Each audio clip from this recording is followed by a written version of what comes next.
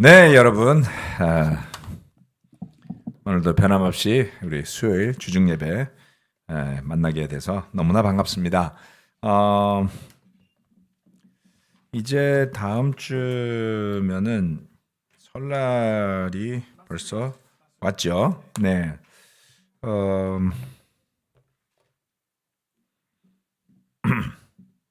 네, 감사합니다. 오늘은 좀 내용이 조금 많습니다. 그래서 쭉 지금 각설하고 바로 본문 내용으로 들어가 보도록 하겠습니다. 지난 시간에는 야곱과 사다리에 대해서 말씀을 드렸는데요. 오늘은 야곱과 라반의 씨름에 대한 말씀을 함께 나누도록 하겠습니다. 자, 야곱이 긴 여정 끝에 삼촌 라반의 집을 찾아서 새로운 삶이 펼쳐지게 되는데요. 창세기 29장을 보시면 이런 야곱의 하란에서의 정착 과정을 잘 설명하고 있습니다. 29장, 30장, 31장 쭉 넘어가시면서 오늘 말씀들이 쭉 전개가 되는데요. 그 안에는 야곱과 그 레아와 라헬과의 관계, 또 레아와 라헬 간의 질투, 관계 이런 내용들이 들어 있는데요. 오늘은 주로 야곱과 라반의 관계를 초점을 맞추고 함께 말씀을 보도록 하겠습니다. 29장 13절 말씀을 보면 이렇게 이야기하고 있습니다. 라반은 누이의 아들 야곱이 왔다는 말을 듣고서 그를 만나러 곧장 달려와 그를 보자마자 껴안고서 입을 맞추고 자기 집으로 데리고 갔다. 야곱은 지금까지 있었던 일들을 라반에게 다 말하였다. 14절 말을 듣고 난 라반은 야곱에게 말하였다. 너는 나와 한 피부치이다. 야곱이 라반의 집안일을 하다 야곱이 한 달을 라반의 집에 머물러 있을 때에 라반이 그에게 말하였다. 내가 나의 조카이긴 하다만 나의 일을 거저할 수는 없지 않느냐. 너에게 어떤 보수를 주면 좋을지 너의 말을 좀 들어보자. 라반에게는 두 딸이 있었다. 맏딸의 이름은 레아이고 둘째 딸의 이름은 라헬이다. 레아는 눈매가 부드럽고 라헬은 몸매가 아름답고 용모도 예뻤다. 야곱은 라헬을 더 사랑하였다. 그래서 그는 제가 7년 동안 외삼촌 일을 해드릴 터이니 그때에 가서 외삼촌의 작은 딸 라헬과 결혼하게 해 주십시오 하고 말하였다. 자, 야곱이 가서 한 달간을 머물렀어요. 그러면 한 달 동안 그냥 무의도식을 했겠느냐? 그러지 않았을 겁니다. 한 달 동안 있으면서 삼촌의 일도 돕고 물도 길어 나르고 여러 가지 일들을 했겠죠. 고대 사회에서 있었던 일들을 했을 것 같습니다. 그런데 그 삼촌이 이제 한 달이 지난 후에 자 이제 내가 너를 무료로 쓰기는 좀 그렇다. 그래서 보수를 어떻게 해주랴 이렇게 라반이 친절하게 물어봅니다. 좋은 의미에서 보면 라반이 적절하게 그 야곱을 대우해주고자 하는 마음이 있었다 이렇게 볼 수가 있을 텐데요. 저는 이것을 야곱의 첫 번째 흥정 이렇게 붙였습니다. 왜냐하면 29장과 31장에 거쳐서 여러 번 야곱과 라반의 흥정의 과정이 나오기 때문이죠. 그때 야곱의 조건은 매우 단순했습니다. 7년간 무료로 일을 하고 라헬을 아내로 달라라는 것이었습니다. 이 흥정을 살펴보면 이 흥정은 과연 누구에게 더 유리했었을까요? 이 흥정 자체를 보면 라반에게 일방적으로 유리했던 조건이라고 볼 수 있죠.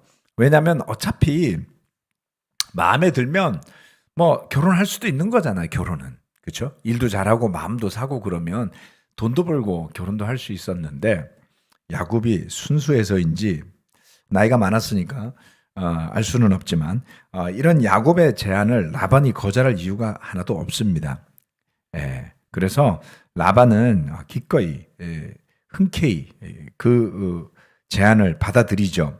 그래서 라반은 이렇게 이야기를 합니다. 그 아이를 다른 사람과 짝지어 주는 것보다 그 다음 구절에 나오는데요. 너에게 짝지어 주는 것이 더 낫겠다. 그러면 여기서 나와 함께 살자.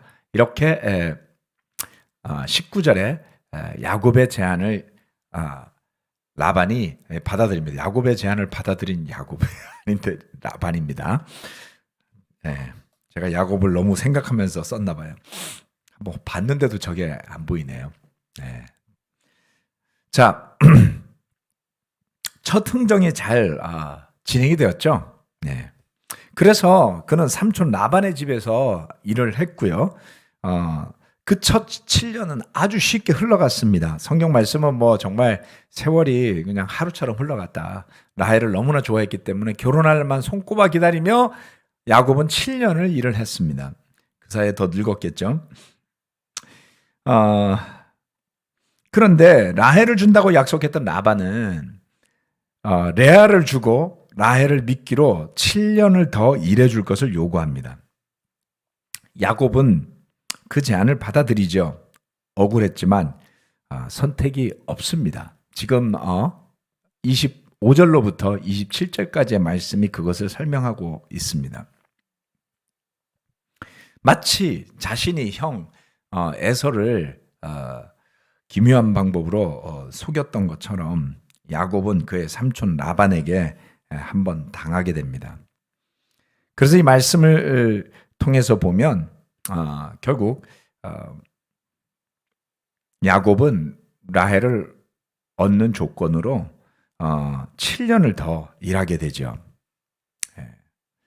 그래서 25절로부터 27절 말씀을 보면 이 야곱이 이제 결국 7년을 더 일하게 되는 과정을 볼 수가 있습니다. 그 이후의 구절들을 살펴보면 비록 야곱이 삼촌 라반에게 속기는 했지만 어쨌건 원하는 라헬을 아내로 얻게 되죠. 그래서 야곱은 레아와 라헬과 더불어서 가정을 꾸렸고요. 그리고 아이들을 낳으면서 잘 살아갑니다. 그러다가 때가 되자 이제 야곱은 고향으로 돌아가고 싶어 하게 됩니다. 이때는 라헬이 요셉을 낳은 뒤였다라고 말하고 있습니다. 창세기 30장 25절 말씀이죠. 라헬이 요셉을 낳은 뒤에 야곱이 라반에게 말하였다. 제가 고향 땅으로 돌아갈 수 있도록 저를 보내주십시오. 장인어른의 일을 해드리고 얻은 저의 처들과 자식들도 제가 데리고 가게 허락하여 주십시오. 제가 장인어른의 일을 얼마나 많이 해드렸는가 하는 것은 장인어른께서 잘 아십니다. 라반이 그에게 말하였다. 자네가 나를 좋아하면 여기에 머물러 있기를 바라네. 주님께서 자네를 보시고 나에게 복을 주신 것을 내가 점을 쳐보고서 알았네. 라반은 또 덧붙였다. 자네의 품삯은 자네가 정하게. 정하는 그대로 주겠네. 한 번에 또 흥정이 이루어지죠. 이제 요셉은 이제 제가 고향으로 좀 갈 때가 된 것 같습니다. 라는 말을 꺼냅니다. 그랬더니 라반은 좀 더 있어주기를 청했죠. 그리고 너 때문에 하나님이 복을 주셨다라는 것을 점을 쳐보고 알았다. 이걸 영적인 거라고 할 것까지는 없지만 아무튼 뭔가 하나님에 대한 의식이 라반에게도 있다는 것을 알 수가 있습니다. 그리고 한 번 더 품삯을 야곱이 정하게 이야기를 하죠. 30장 29절로 32절 말씀입니다. 야곱이 그에게 말하였다. 제가 장인어른의 일을 어떻게 해드리고 장인어른의 가축대를 얼마나 잘 보살폈는지는 장인어른께서 잘 아십니다. 제가 여기 오기 전에는 장인어른의 소유가 얼마 되지 않았으나 이제 때가 크게 불어났습니다. 주님께서는 제가 하는 수고를 보시고서 장인어른에게 복을 주셨습니다. 그러나 이제는 제가 저의 살림을 챙겨야 할 때가 되었다고 봅니다. 라반이 물었다. 그러면 내가 자네에게 무엇을 주면 좋겠는가? 야곱이 대답하였다. 무엇을 달라는 것이 아닙니다. 다만 저에게 한 가지 일만 허락하여 주시면 제가 장인어른의 가축대를 계속 먹이고 돌보겠습니다. 오늘 제가 장인어른의 가축대 사이로 두루 다니면서 모든 양떼에서 얼룩진 것들과 점이 있는 것과 모든 검은 새끼 양을 가려내고 염소떼에서도 점이 있는 것들과 얼룩진 것들을 가려낼 터이니 그것들을 저에게 삭수로 주십시오. 야곱의 조건은 여전히 단순합니다. 자신이 수고하고 애쓴 것 그리고 또 주님께서 삼촌 라반을 축복해 주신 것을 언급하고 있죠. 이 라반과 야곱과의 대화를 잘 살펴보시면 야곱은 자신의 입장에 대해서 적절하게 피력하고 설명하고 있습니다. 이러한 태도는 아주 중요합니다. 자신을 어필하는 거예요.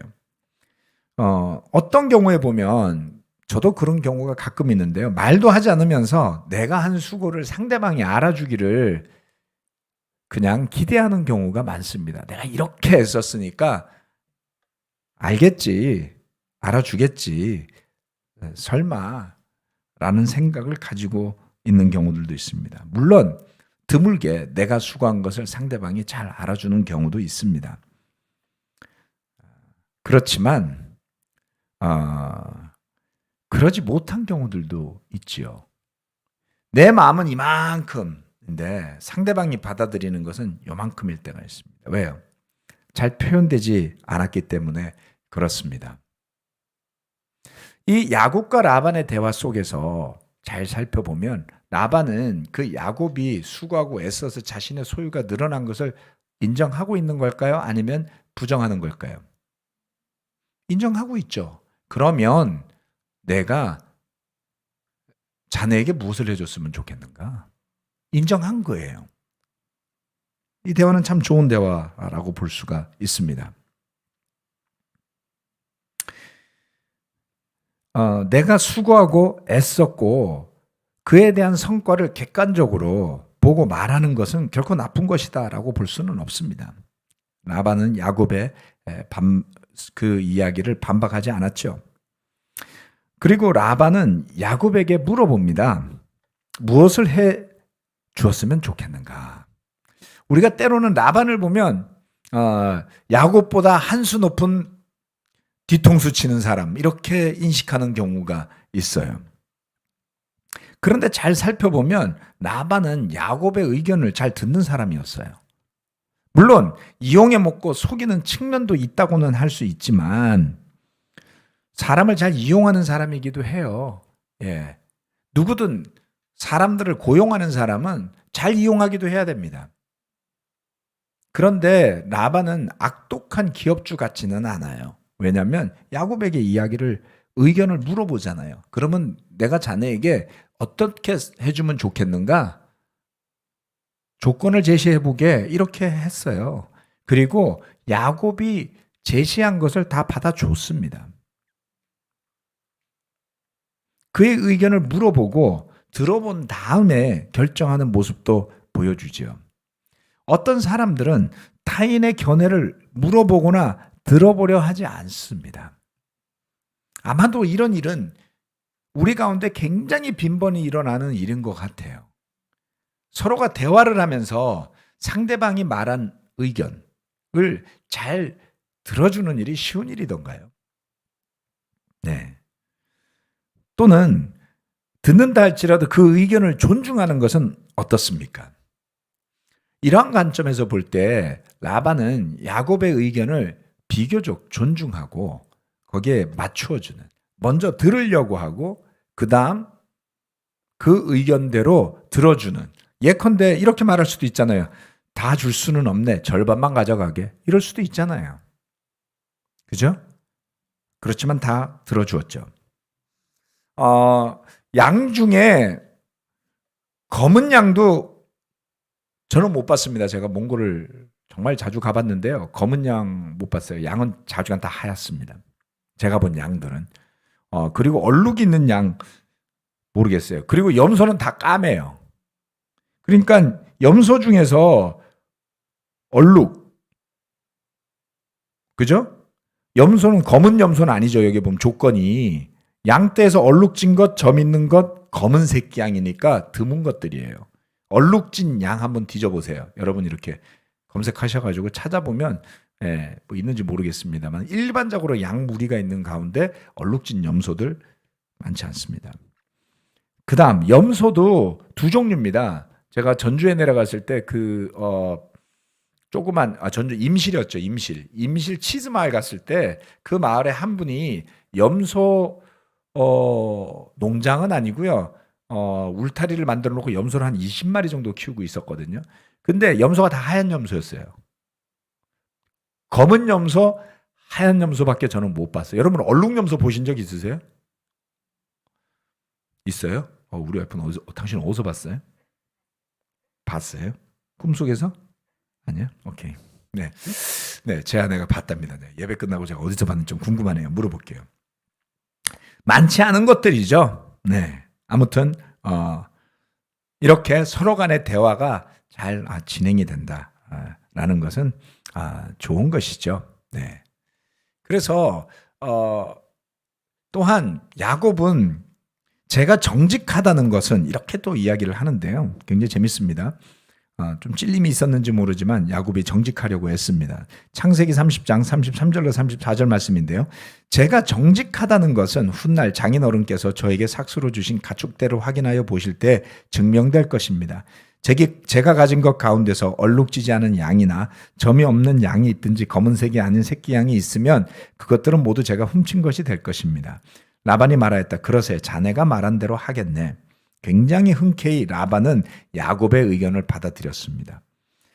그리고 결과적으로 야곱은 성공합니다.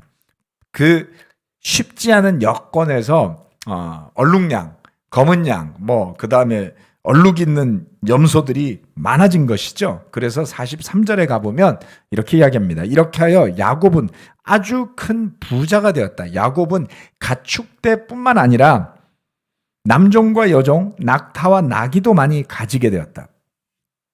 야곱은 라반의 집에서 일하면서 이 말씀이 보여주듯이 부인들을 얻었어요. 부인들입니다. 이게 레아와 라헬이니까 일부 다처제도 그때는 있었죠. 그리고 아이들 많습니다. 그리고 그뿐만 아니라 남종과 여종들. 그러니까 남종과 여종들이 왜 필요했을까요? 일을 하니까 그랬겠죠. 네. 혼자서 돌볼 수 있는 가축의 수는 반드시 제한됩니다. 자, 유목민들이 재산을 늘리는 방법은 아주 단순합니다.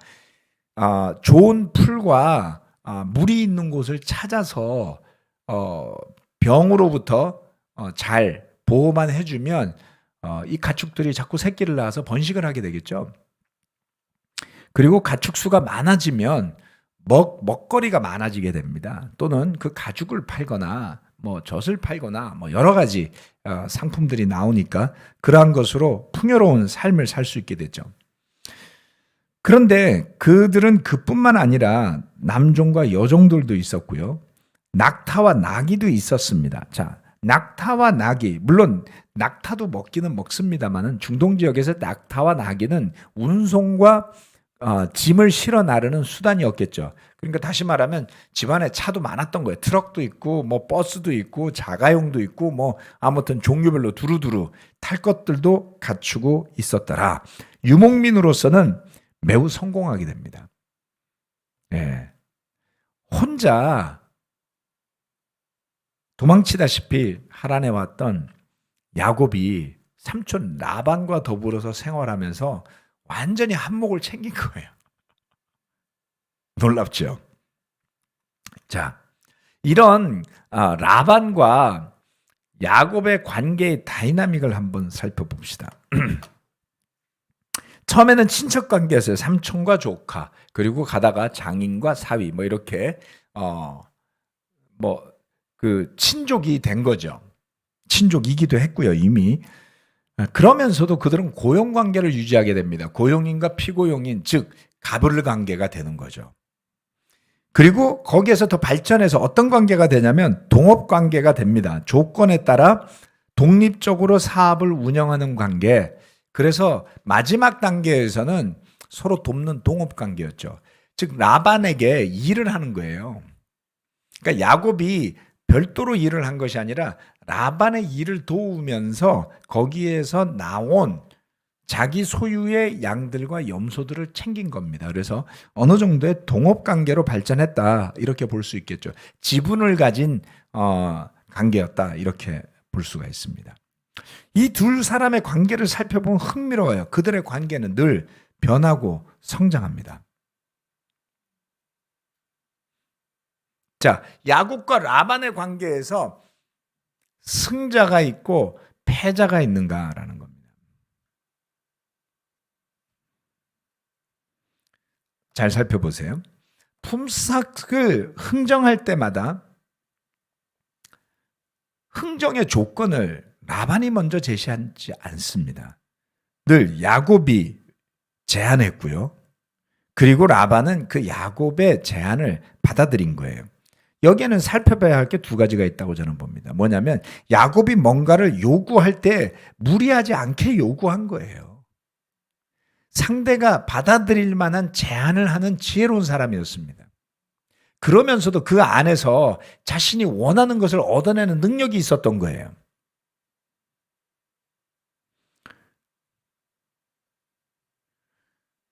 그리고 라반은 그런 그의 요구를 잘 받아들입니다. 그래서 야곱과 라반은 잘 보면 협업자였던 거예요.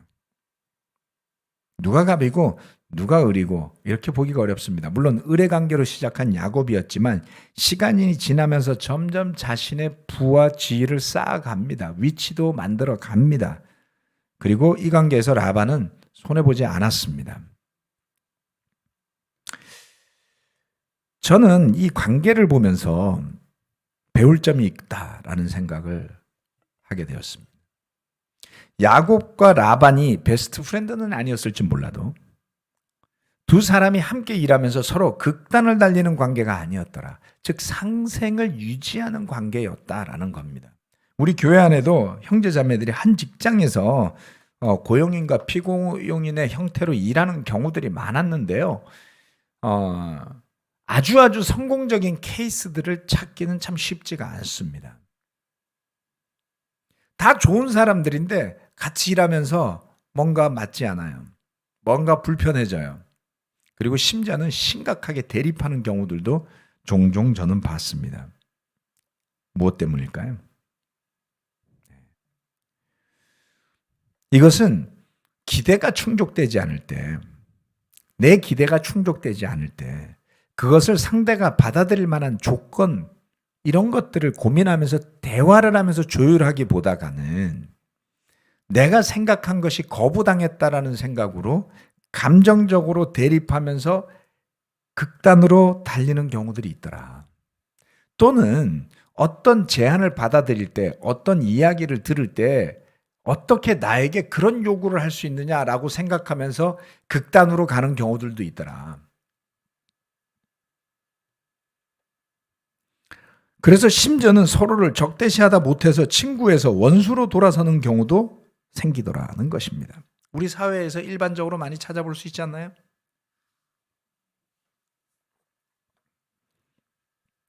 함께 뜻을 모아서 뭔가 일구어보자라는 생각에서 서로가 얼굴 보지 않는 관계가 되는 경우요. 심지어는 회사가 망하더라도 양보할 수 없는 그 감정의 그 골 때문에 회사가 망하더라도 극단적인 대립도 마다하지 않는 경우도 있습니다. 너무 분노가 심하다 보니까 이런 경우를 종종 찾아볼 수 있어요. 우리 주변에서. 너무 기분이 나쁘고 상처가 심하고 불신감이 커진 나머지 상대에게 손해를 가도록 하기 위해서 어떤 선택을 하는데 그것은 자기도 파멸당할 수 있는 일인데도 그런 선택을 하는 사람들도 저는 봤어요. 상대방에게 상처를 줄 수만 있다면 내가 무슨 짓이든지 하겠다. 오늘 아침 신문에 미국에서 집 앞에 내린 눈 때문에 싸움이 나가지고 칼부림이 나서, 칼부림이었나요? 총부림이었나요? 예, 옆집 사람을 다 죽여버렸어요. 코로나 때문에 스트레스 받는 것도 이해합니다. 너무나 어렵죠. 짜증도 나죠. 거기다가 미국은 눈이 오면 무지하게 많이 오거든요. 눈 오는 동네는. 그런데 아마도 옆집 사람이 얄밉게 그 눈을 전부 다 옆으로 치웠겠죠. 이유는 알 수 없지만 올해 눈이 여러 번 내렸으니까 뭐 주의를 주지 않았을까요? 좀 눈 좀 일로 버리시지 말고 저쪽에 좀 버리면 어떨까요? 그러거나 말거나 눈을 막 버렸을 수도 있어요. 아무튼 무슨 감정의 골이 깊었는지 총 들고 들어가서 가족을 다 죽이면 자기는 어떻게 될까요? 살인죄로 평생을 감옥에서 보내야 돼요. 그게 정말 할 만한 일이었을까요? 여러분 다 아니라 그러시잖아요. 네. 여러분이 정말 열받아서 보복하고 싶을 때 그 생각을 하실 수 있어야지 돼요. 정말 열받아서 보복하고 싶을 때요. 없습니까? 지금까지 없었다면 앞으로의 삶에 생길 겁니다. 지금까지 있었다면 어떻게 하셨는지를 돌아보시기 바랍니다. 인간이요, 기술의 측면을 따져보자면 화성으로 우주선을 보낼 만큼 인류의 기술은 발달했습니다. 로봇도 만들고요, 인공지능도 만들었어요. 그런데 인간 상호 간에, 사람 상호 간에 문제를 해결하는 인류의 방식은 기술의 발달과 더불어 발전한 게 없어 보입니다. 우리보다는 그 옛날 옛적에 양치고 소치고 염소치던 라반과 야곱이 더 잘하는 것 같아요. 왜 그런 걸까요? 우리 내면의 세계를 바라봐야만 합니다. 제가 뭐 야곱과 라반의 관계가 아주 놀라운 example이다 이래서 말씀드리는 건 아니에요. 그러나 종종 우리들이 서로 간의 의견을 조율하는 방법과 과정들이 이만큼 되지 않는 경우가 많다. 그렇죠? 적절하게 주고받는 관계 나쁜 걸까요? 적절하게 바운더리를 만들어서 너무 지나치게 넘어가지 않는 것, 그것이 틀린 걸까요? 사랑이 없는 걸까요?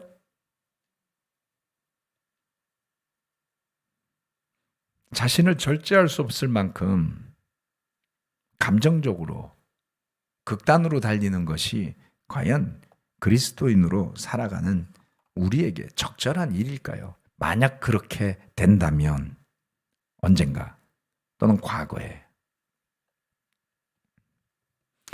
믿음으로 산다는 것은요, 제가 좀 표현하기가 그렇지만 요즘 제 표현에 조심을 하고 있습니다. 가끔 제가 하다 보면 좀 극단적인 표현을 이야기한다 이러시는 분들이 있는데 마음의 준비를 하시고 들어주시길 바랍니다. 믿음으로 산다는 것은요, 자신의 판타지 안에서 살아가는 삶이 되어서는 안 됩니다. 왜요? 믿음이라는 것이 주관적으로 해석되면서 자기 스스로의 판타지를 만드시는 분들이 종종 있습니다.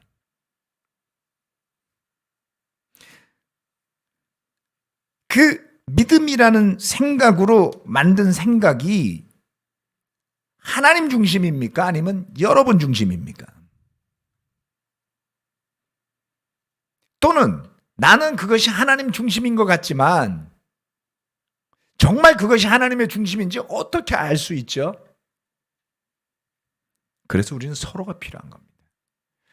자기가 화났을 때는 적절하게 대처를 못 하시는 분들도요, 남이 화나갖고 잘못할 때는 조언 되게 잘 주세요. 저는 여러 번 봤어요. 그래서 인간의 능력이 참 대단한 것이 자기는 잘 못 둬도, 또는 장기 훈수 둘 때 그렇잖아요. 옛날에 노인네분들 장기 두다가 싸우잖아요. 분명히 나보다 실력이 떨어지는 사람이 내가 장기 둘 때 훈수 두거든요. 근데 그 사람 말이 맞아요. 왜? 몰두해 있기 때문에 시야가 좁아져서 못 보는 수가 발생하기 마련인데 그것을 잘 활용하면 좋은 거잖아요. 영적인 부분에서도 마찬가지가 적용이 됩니다. 나 자신에 관한 것에 연관된 것들은 스스로가 객관적으로 파악하기 어렵다. 그래서 주변에 형제 자매들이 있는 겁니다. 제자 훈련이라는 것은 결국 어떤 한 사람과의 관계에서만 듣겠다, 뭐 이런 주종 관계가 궁극적으로서 되어서는 안 되죠. 예수님을 빼고는. 결국 시간이 흐르고 나이가 들수록 내 주변에서 나를 객관적으로 잘 보면서 조언을 주는 믿음의 형제 또는 믿음의 자매들이 있느냐라는 것이 중요한 것입니다. 그리고 그러한 관계가 되고자 한다면 여러분 스스로가 먼저 물어보셔야지 됩니다. 과연 지금 내가 하고 있는 이 사고가 내 자신의 판타지에 갇힌 생각인지 아니면 정말 하나님을 중심으로 사고하고 하나님의 뜻을 중심으로 고민하고 그리고 그 테두리 안에서 살아가는 방향으로 가고 있는지를 여러분 가까이 있는 분, 여러분이 신뢰하고 여러분을 잘 아시는 분들에게 물어보는 마음을 한번 가져보시기를 권해드리고 싶습니다.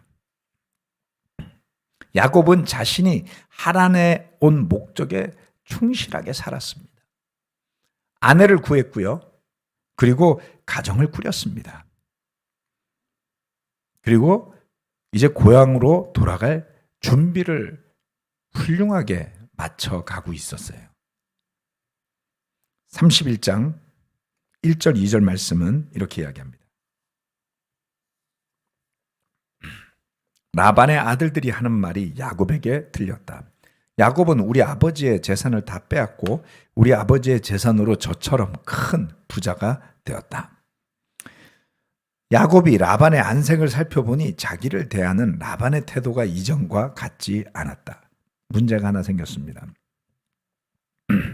이제 야곱의 재산이 늘어났어요. 그러면 라반의 재산은 줄었을까요? 줄진 않았을 거예요. 왜요? 이미 라반은 많은 재산을 갖고 있었으니까. 그런데 상대적으로 그 새롭게 태어나는 새끼들의 숫자 속에서 야곱의 재산이 많아졌다는 것은 그 시점부터 라반이 가져가는 포션이 줄었다는 것을 의미합니다. 그것이 문제였다라기보다 야곱이 부자가 된 것이 문제였을 수도 있죠. 사람은 이러면 질투를 느끼게 돼 있습니다. 자, 그래서 눈빛이 달라졌어요. 그래서 야곱이 이미 한번 떠나려고 마음을 먹었었잖아요. 그런데 이제 주님의 뜻에 따라서 떠나는 시점이 다가온 겁니다. 31장 3절. 주님께서 야곱에게 말씀하셨다. 너는 내 조상의 땅, 너의 친족에게로 돌아가거라. 내가 너와 함께 있겠다. 하나님이 이렇게 말씀하셨어요. 결국 야곱의 발걸음을 확실하게 재촉하고 결정지어 준 것은 주님의 말씀이었죠.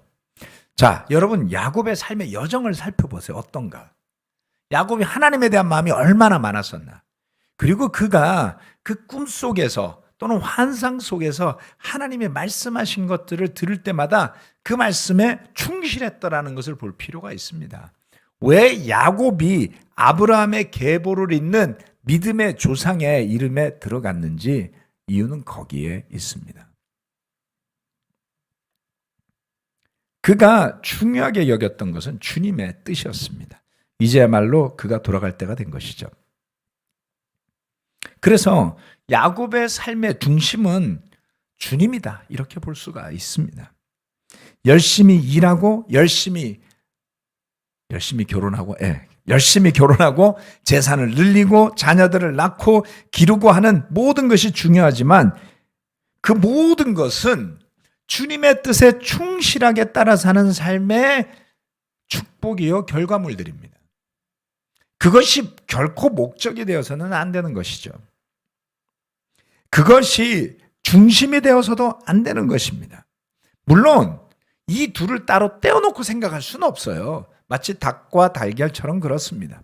하지만 굳이 따지자면 무엇이 중심인가라고 한다면 늘 그 주님이 그 삶의 결정적인 순간의 중심이 될 수 있어야 한다라는 것입니다.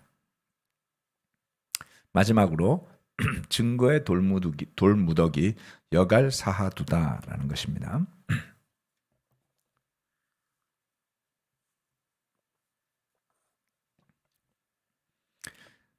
대부분의 형제자매들이 구약을 읽었으니까 머릿속에 조금 들어있는 내용일 텐데요. 이제 야곱이 야반도주를 합니다. 왜 그랬는지 모르겠어요. 그냥 가도 될 걸. 아무튼 그렇게 야반도주를 하면서 드라빔을 그 가정신을 훔쳐서 나오게 되죠. 그의 아내가. 자, 아무튼 그것을 또 라반은 찾아서 쫓아왔습니다. 그리고 갈등이 치솟을 뻔하다가 그것이 이제 가라앉으면서 그들의 대화가 이렇게 진행이 되는 겁니다. 후반부입니다. 31장 43절로 47절 말씀. 라반이 야곱에게 대답하였다. 이 여자들은 나의 딸이요, 이 아이들은 다 나의 손자 손녀요. 이 가축 떼도 다 내 것일세. 자네 눈앞에 있는 것이 모두 내 것이 아닌가. 그러나 여기 있는 나의 딸들과 그들이 낳은 나의 손자 손녀를 이제 내가 어떻게 하겠는가. 이리 와서 자네와 나 사이에 언약을 세우고 그 언약이 우리 사이의 증거가 되게 하세. 그래서 야곱이 돌을 가져와서 그것으로 기둥을 세우고 또 친족들에게도 돌을 모으게 하니 그들이 돌을 가져와서 돌무더기를 만들고 그 돌무더기 옆에서 잔치를 벌이고 함께 먹었다. 라반은 그 돌무더기를 여갈 사하 두다라고 하고 야곱은 그것을 갈르엣이라 하였다. 이 여갈 사하 두다, 아람말로 여갈 사하 두다라고 하는 곳, 네, 그곳은 지금 여러분들 지도에서 보시면, 여러분이 보시기에 화면의 왼쪽에 있는 지도의 위에 쪽 부분에 보면 맨 위에 있는 곳입니다. 잘 보시면 저곳이 나사렛 호수, 갈릴리 호수 옆이죠. 나사렛이 갈릴리 호수 옆쪽에 있습니다. 그러니까 라반이 꽤 멀리까지 온 거예요. 물론 가나안까지는 저기서 좀 더 내려가야 되지만 사해 옆에 있으니까 야곱이 갈 여정은 조금 더 남았지만 지금 이스라엘의 영토 근처까지 왔잖아요. 이라크 쪽에서부터 꽤 먼 거리를 라반이 쫓아온 셈이에요. 자, 그래서 그 여갈 사하두다라고 말하는 그곳은 이렇게 미스바라고도 해놨는데요.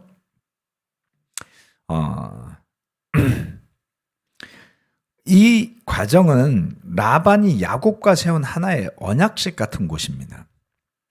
이것을 두고 여러 가지로 해석은 할 수 있겠지만 저는 오늘 본 내용을 바탕으로 이렇게 좀 설명을 하면 좋겠다 싶었습니다. 즉 라반과 야곱이 최선의 페어웨이를 했다. 굿바이. 그렇죠? 십수년간에 걸친 그 야곱과 라반의 여정의 마무리였죠. 20년 가까운 시간이었을 겁니다. 자, 그것을 마무리할 때에 적대적이지 않은 화해로 끝을 낸 겁니다. 옆에 있는 그림을 보면 네, 지금 라반과 야곱으로 보이는 수염 더부룩한 할아버지들이 서 있고 또 젊은 종들이 돌을 쌓는 것을 볼 수가 있죠. 그래서 뒤이어서 라반이 말을 이어갑니다. 31장 49절로 52절 말씀입니다. 이 돌무더기를 달리 미스바라고도 하는데 그것은 라반이 우리가 떨어져 있는 동안에 주님께서 자네와 나를 감시하시기 바라네 하고 말하였기 때문이다. 미스바라는 단어는 막누다라고 옆에 주석이 돼 있죠. 자네가 나의 딸들을 박대하거나 나의 딸들을 두고서 달리 아내들을 얻으면 자네와 나 사이에는 아무도 없다 하더라도 하나님이 자네와 나 사이에 증인으로 계시다는 것을 명심하게. 라반은 야곱에게 또 다짐하였다. 이 돌무더기를 보게, 그리고 내가 자네와 나 사이에다 세운 이 돌 기둥을 보게. 이 돌무더기가 증거가 되고 이 돌기둥이 증거가 될 것이네. 내가 이 돌무더기를 넘어 자네 쪽으로 가서 자네를 치지 않을 것이니 자네도 또한 이 돌무더기와 이 돌기둥을 넘어 내가 있는 쪽으로 와서 나를 치지 말게. 아브라함의 하나님 나홀의 그 다음에 더 있습니다. 9절이 53절로부터 55절입니다. 아브라함의 하나님 나홀의 하나님 그들의 조상의 하나님이 우리 사이를 판가름하여 주시기를 바라네.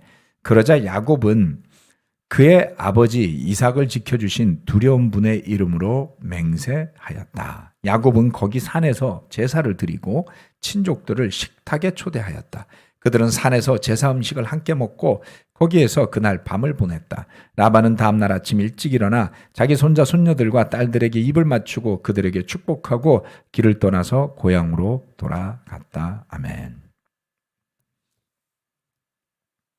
참 아름다운 페어웰이죠. 조상들을 생각했습니다. 또 하나님을 생각했죠. 그리고 제사를 드렸습니다. 친족들과 더불어 식사를 나누었죠. 의심이 고조되고 사실 드라빔을 라헬이 훔친 건 사실이었어요. 라반이 발견하지 못한 것이었죠. 자, 그 사건은 또 다른 나중에 문제를 일으키게 되는데요. 그럼 그때 가서 이 말씀을 드리고, 자, 라반은 그것을 찾지 못했을 때 의심을 거두었어요. 여러분, 때로는 정말 의심이 되는데 증거를 찾을 수 없을 때도 있습니다. 그래서 너무 여러분의 촉만 믿고 섣불리 판단하고 그것을 결정짓지 않도록 주의하셔야 됩니다. 라반은 물러섰어요. 증거를 찾지 못했을 때 오히려 미안했습니다. 그리고 야곱은 그걸 몰랐으니까 떳떳했겠죠. 아무튼 두 사람 사이의 일이었으니까요.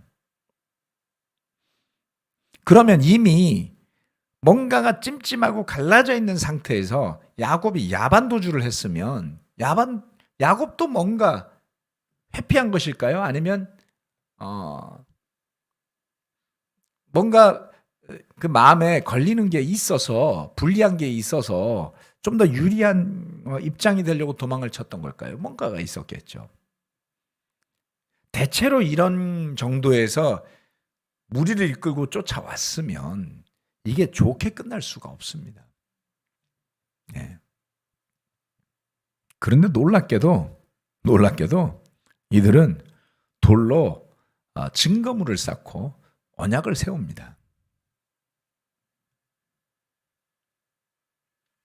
혹시라도 여러분 친구 또는 여러분의 사업 파트너 또는 여러분의 가족, 형제, 자매, 주변 사람들과 적대적 관계로 들어설 일이 생긴다면 그 전에 야곱과 라반의 씨름을 한번 떠올려 보면 어떨까요?